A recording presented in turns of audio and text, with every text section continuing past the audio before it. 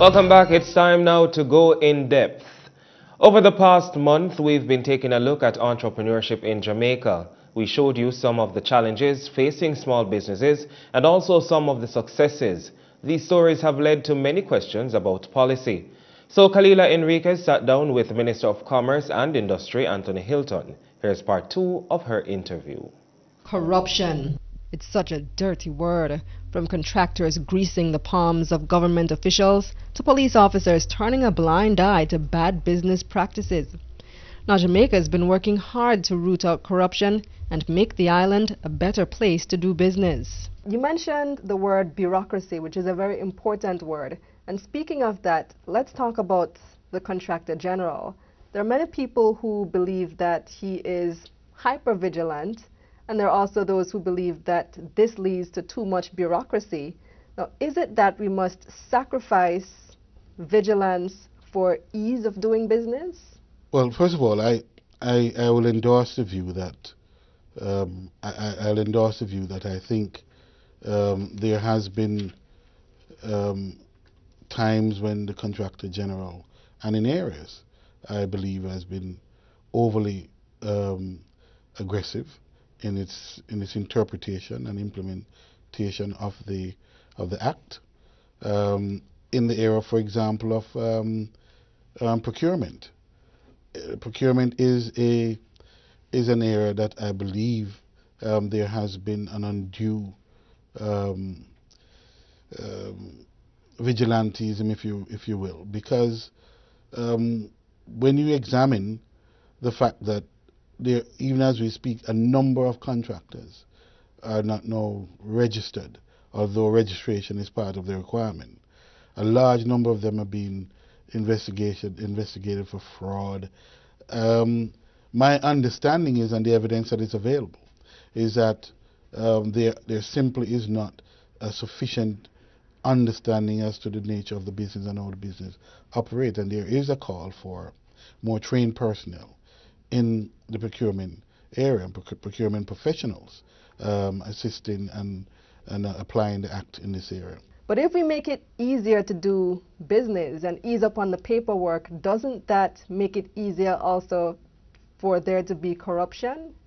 I think the problem is that it assumes everybody coming to the process is corrupt, and then you work, so you find ways of preventing action in the hopes that you catch every single person that may be breaching or may breach the rules.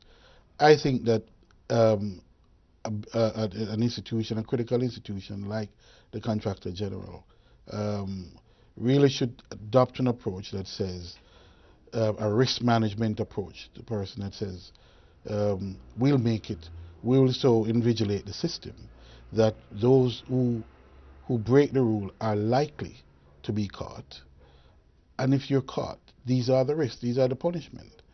And enforce it in that way rather than to simply almost grind everything to a halt while you try to ferret out who are the likely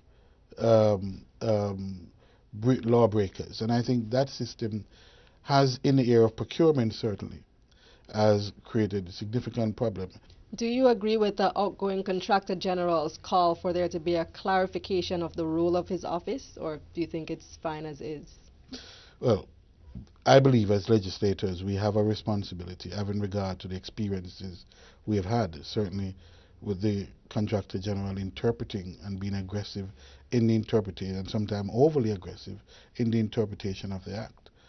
I believe that we have a responsibility to address those issues that have now come to the fore, and there are some issues that have come to our attention. I think we have a duty to address that. But that cannot lie. I think it requires more than that. It also requires a level of good faith on the part of whomever is in the Contractor General's office. Government has to act on the big issues and to make clear what the central issues and intent of the legislation is, but also in a period of globalization, particular economic globalization, for businesses, it's not a matter of good faith for legislators to keep going to the legislature every minute to get things clarified and changed. So it no requires. to clarification? Huh? So no to clarification? No, no, no. I'm saying where there are some areas, some clear areas where there needs to be some clarity can be introduced. But I'm also saying that along with that clarity must come with it a level of good faith on the part of the administrator. So the minister and by extension the government do support a more clearly defined rule for whoever becomes the new contractor general.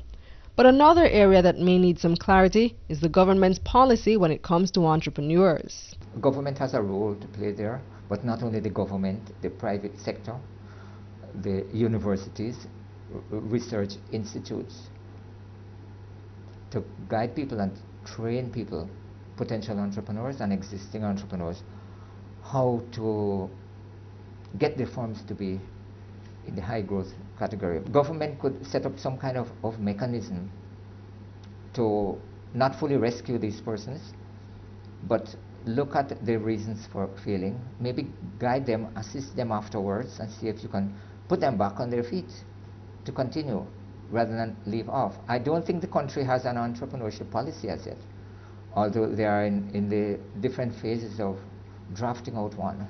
I interviewed Dr. Budraj a short while ago, or a few weeks ago. He is the lead author of the GEM report, and he believes that there should be some type of entrepreneurship policy, and he wasn't aware of any that exists. However, you mentioned an MSME policy. Tell me about that. Well, the MSME policy has been one that has been for some time in the works, meaning there has been long-standing consultations with the stakeholder groupings about the kinds of intervention that government and the stakeholders, particularly government, can make in removing some of these barriers to entrance into businesses, to financing businesses, to ensure the growth and development of these businesses, and generally to ensure that entrepreneurship is unlocked in that kind of way. We believe we have a draft that has been long in gestation and is now before the Economic Development Council of Cabinet. We've had a review, one meeting with it, and some specific recommendations were made. Those recommendations are going forward. Those changes will be made, and I believe that come early January, February of next year, the policy will be ready. You could summarize the three most important elements of that policy. What would they be? Well, I would say it's access to financing. It is ensuring in the area of procurement, ensuring, we believe that's a developmental tool, procurement, and I believe that how we treat registration, for example, will signal to the small and micro and small enterprises how serious we are in assisting them to move up that ladder. So the issue, for example, of 15% set aside is something that 10 or 15%, well, the principle. 15% of what? Well, any contracting. Any contract, for example, government. Government is the largest contractor of goods and services. Mm-hmm. And there is a view, which is endorsed by this ministry, that there should be a percentage that is set aside for enterprises that are not simply on the basis of size, but that enterprises that have demonstrated a capacity, but needs to be encouraged and strengthened. So that also is addressed in the policy. And that should be music to the ears of small contractors like Anne-Marie Baker, who's been struggling to get a bite of the government pie. If I was the Minister of Trade right now, Mr. Anthony Hylton, Minister of Commerce, Investment and Trade, and you could only tell me one thing, what would you tell me? It would be that small businesses are really, really hurting, and we really, really need some emergency intervention by the government. And in Jamaica, when we say emergency, it's a bit, you have to say dying for it to be classified as emergency. But we have had deaths because of this problem in small businesses. it's related its own, not because it's not the business who fell down and kill you, but stress relation, a lot of stuff. So where does Jamaica go from here? According to Minister Hylton, the future lies in creative and knowledge-based industries, and that's why the government is investing a lot of energy to make Jamaica a logistics hub. There's been a lot of talk about a logistics hub to be developed in Jamaica, but to be honest with you, I really don't get it. I don't quite understand what this logistics hub is, what it's supposed to do. Explain what the logistics hub is about. Jamaica has a tremendous opportunity. We believe the opportunity of a lifetime, consequent on the expansion of the Panama Canal. The expansion of the canal itself, which will mean the tripling of the size of the vessels that pass through the Panama Canal, and with that, an expansion in the movement of goods.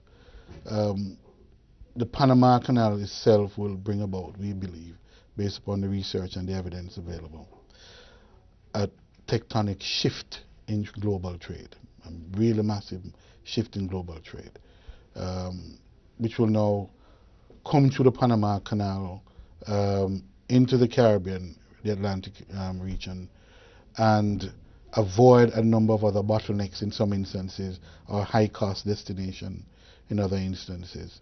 And Jamaica stand to benefit significantly from that movement, largely from Asia, all of Asia, not just China, the entire Asia-Pacific region, which is now the production house of the world, to the larger markets. Where are we now? Are we just at the idea stage, or are we beyond that? We're beyond the idea stage. In fact, you are looking at the chairman of the task force, the logistic task force. A structure for implementation has been settled. The logistic task force is up and running. It's based in this ministry, and the decisions are being taken on a daily basis as to how we move forward.